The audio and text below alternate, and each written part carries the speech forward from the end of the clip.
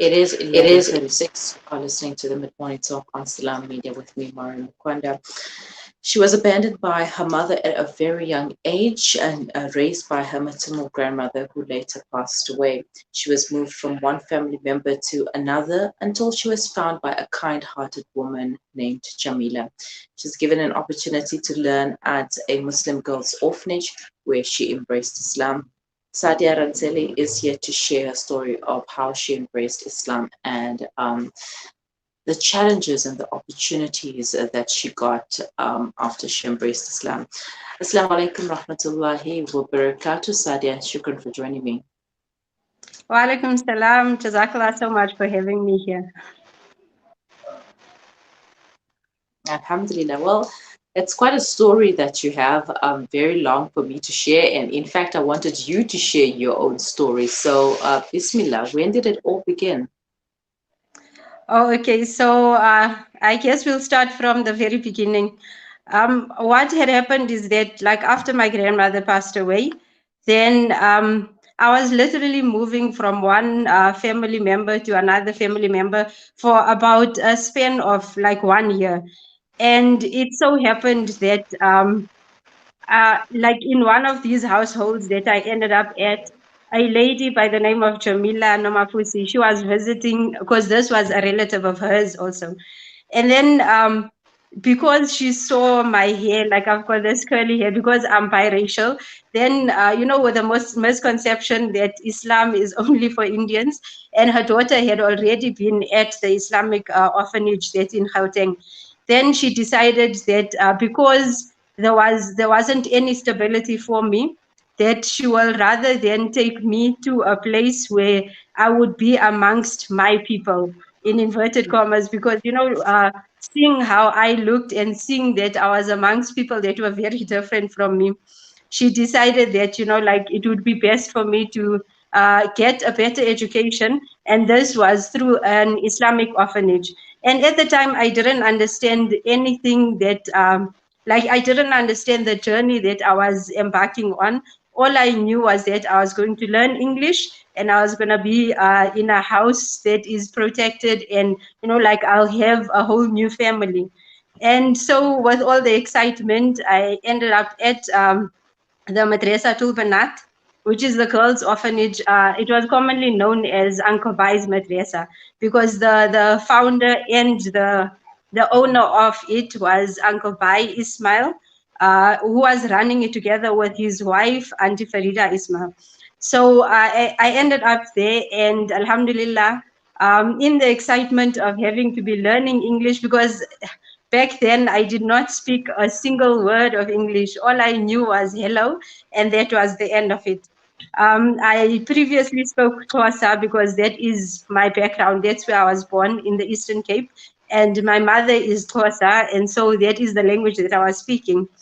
And then as the years went by, I lived at the madrasa, and I learned Islam, I learned English, and I gained an amazing education and stability too. And somehow I feel almost as if like, because at the madrasa there was other girls that would go home for holidays, I didn't have that opportunity. I stayed at the madrasa like throughout the holidays even.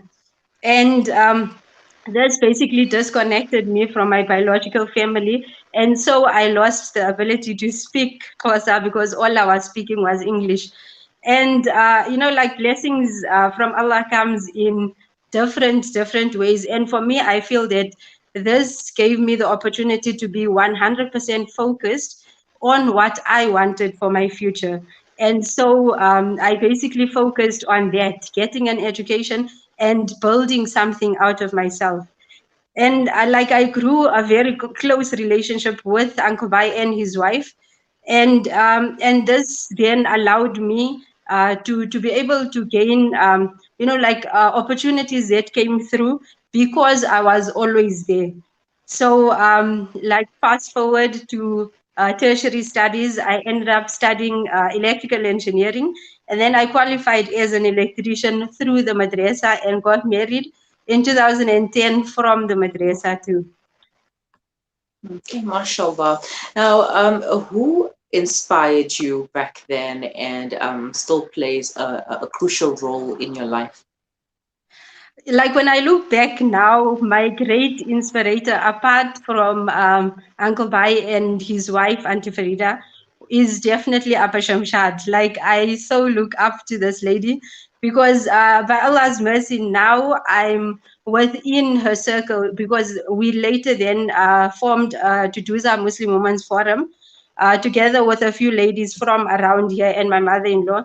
And this was by the guidance of Appa Shamshad. And in the years, like when I was living at the madrasa, when I was much younger, Appa Shamshad always would come through to visit with the ladies from the forum. So seeing the amount of good work that they were doing, I always would think that, like I would also like to get to a point where I am also giving back, like whatever it is that I have received in my time at the madrasa, I would like to be in a situation where I can also give back and assist communities, especially women and young girls that have experienced whatever it is that I have managed to overcome. Mm-hmm.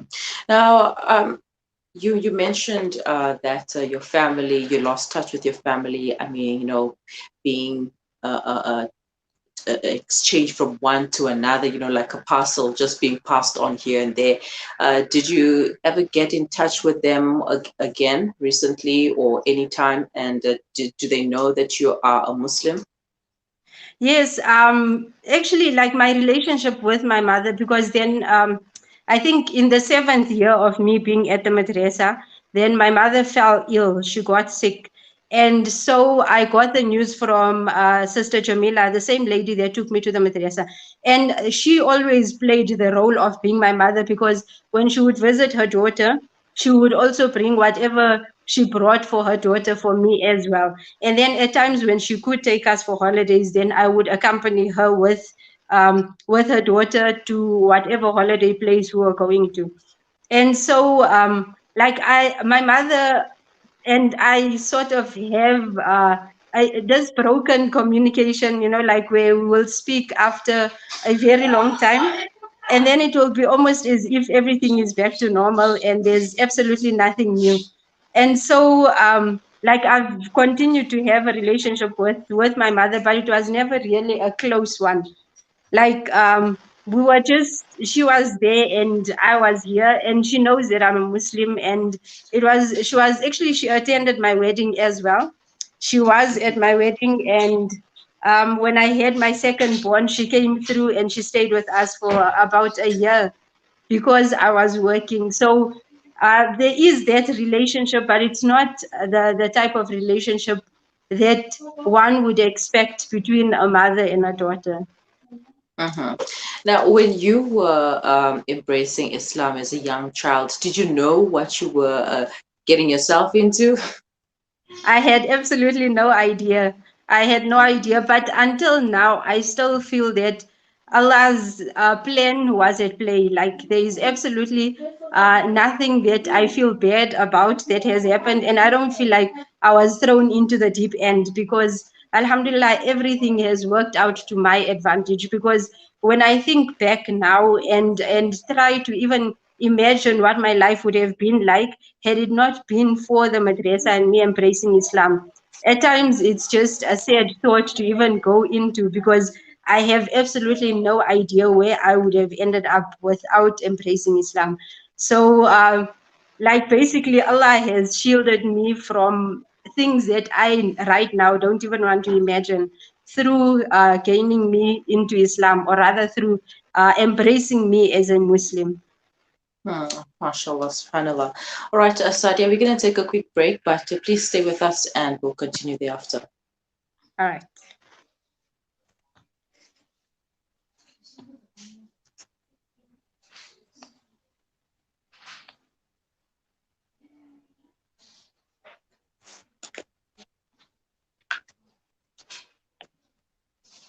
Don't let dirty water end a life. Build a water well in Bangladesh, Malawi, Nepal, Zimbabwe, or here at home in South Africa. Donate to Penny Appeal's Thirst Relief Project to bring safe, clean water To communities around the world, www.pennyappeal.org.za or call 031 1100 573. Penny Appeal. Small change, big difference. What makes Randery Jewelers the optimum place for your memorable gift? Is it our range of exclusive, high-end, luxurious jewellery? Or is it our master craftsmanship of all your bespoke jewellery needs? We believe it's because at Randery Jewelers, we know just how to make your special moments last forever. Whether it's for a wedding, anniversary, or just a simple gift to show your love, trust Randery Jewelers to make it special. www.randeryjewelers.com. Make your moments last forever with Randery Jewelers, the family name you can trust. After all these years, millions of Syrian refugees and displaced persons are still struggling to get adequate food and nutrition. Since 2014, the Al-Imdad Foundation's Flour for Syria campaign has provided daily bread to these Syrians. For just 5,000 Rand, you can sponsor 1 ton of flour and ensure that 10,000 pita loaves are delivered to desperate Syrian communities. Part donations are also accepted. Visit alimdad.com or call 0861 786 243 for more information. Listen to something fresh. Listen to Salam Media, your humanitarian broadcaster.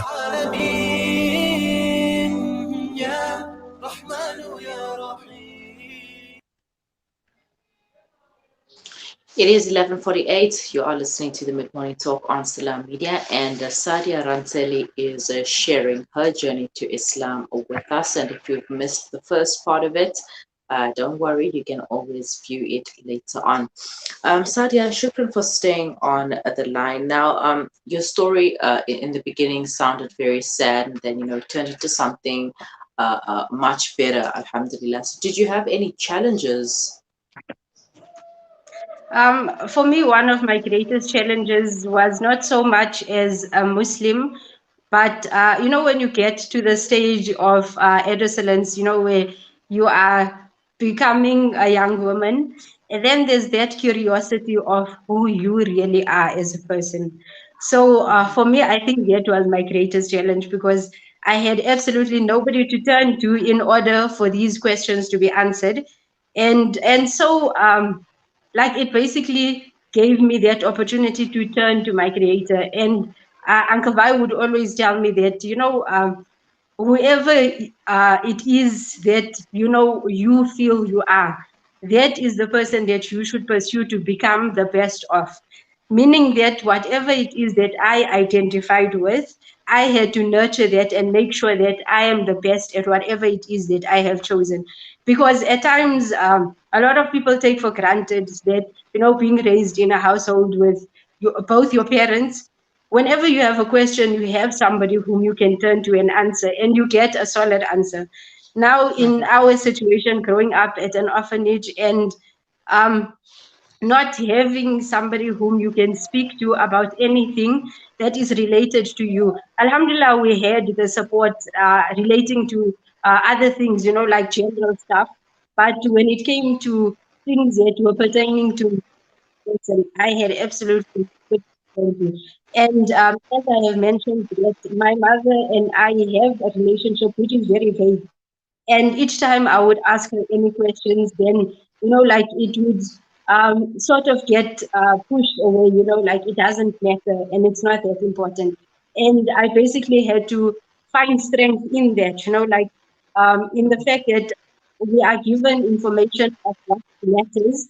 And if we ostracize the rest of the information and we then this thing is just for us to make what it is that we do, focus on building that.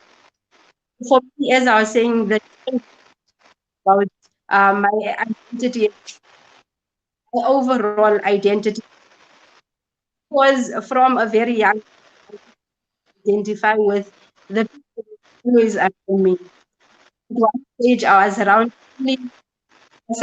people, and was I looked different. I moved to the Islam, I looked different because they were girls, and then the white still was still not sure which figure. I think allowed me to draw answers, and for you sort of clear my heart. I felt I was lacking. Things worked out. I have found, and that is the person now. And how I look and what I prefer to do, it really doesn't matter. All right. A bit of some sound issues over there. It was breaking up. I'm not sure if it's on the technical side as well, or is it just on my side because the sentences were breaking there. But let us try again and see if it will be better this time. And basically your childhood and your life contributed to the person that you are today, and you do believe in women empowerment. So how do you empower the young women and girls? Okay, so something very exciting has happened for me last year. Was that I joined an academy, an online coaching academy by Fatima Umar Kamisa. I'm not sure if you may have come across her, but she allowed me a platform. I started being able to see my powers sort of, because background I can really use other women, the young, some situation. So I have on living as set. So I my client, the woman that I come with, and I get again that they are oriented to matter. I'm not sure if you can hear me. I can, but it's breaking mid-sentence, like you say something and then I'll only pick up two words from there. So I'm not sure what the problem could be right now, but can you hear me clearly? Yes, I can hear you clearly. All right. Let us try again quickly. We're going to just quickly play an ad and then see on the other side what we can do. Okay.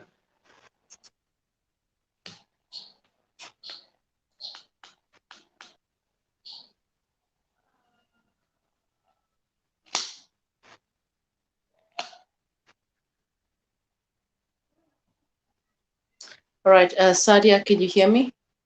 Yes, I can. All right. I'm not sure what seems to be the problem because, when I'm speaking to you right now, it's fine until you start speaking and then it's not fine. Okay. I see. Could it be that maybe video, then you'll hear me clear? I don't know. Try.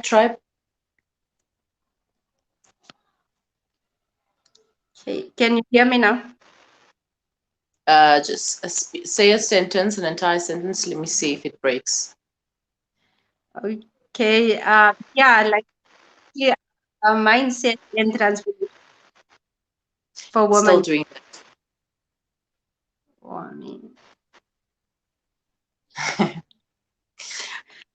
I'm sure, like, what we can resolve. Okay. Okay, quick on. Okay, so I didn't.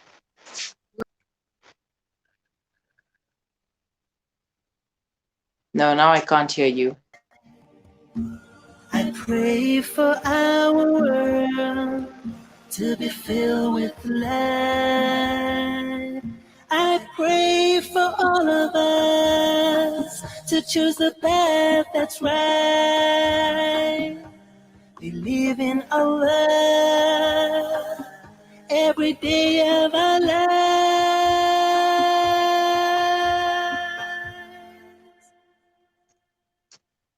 In the evening on the TV news, I see images of war. I see brother killing brother with no consequence at all. And while those who claim to be leaders Breaking stereotypes, moving boundaries, joining hands. Salam Media. لا تقل لي وحدي أو كيف السبيل. Humanity sets the agenda. All right, it is the My Journey to Islam segment on Salam Media on the Mid-Morning Talk with me, Mara Mukwanda, and I'm chatting to Sadia Rantseli, who is sharing her story with us. And we had a bit of some technical issues with the sound, and I hope it has improved. Sadia, assalamu alaikum. Wa alaikum salam. All right, let's continue, inshallah. You were talking about the opportunity that you received. Yes, like through one of the empowerment programs that the Women's Forum has held last year, I was able to then be connected to Fatima Umar Kamisa, whom I'm now a student at her academy, her online academy for coaching. So my coaching is for young women who are working in mental industries because I am qualified. I feel that I am a woman who are currently going through to overcome.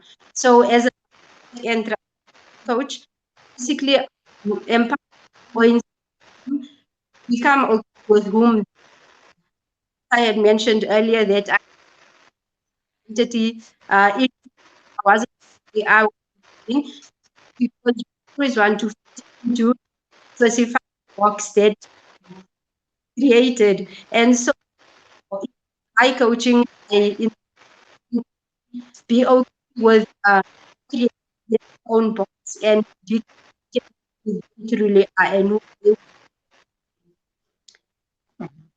All right, Sadia, shukran so much for your time and for sharing your story with us. And may Allah make things easy for you along the way. And hopefully, we'll get to chat to you once again, but as a coach this time. So have a wonderful day. Assalamu alaikum. Wa alaikum salam. Jazakallah khairan. Sadia Rantseli sharing her journey to Islam with us on the Mid-Morning Talk on Salam Media. It is 11:59. If you have any comments, questions, queries, or suggestions, please send them to us on WhatsApp. The number is 061 7660355. Alternatively, you can leave them in the comment section below or send us a DM. We will be right back.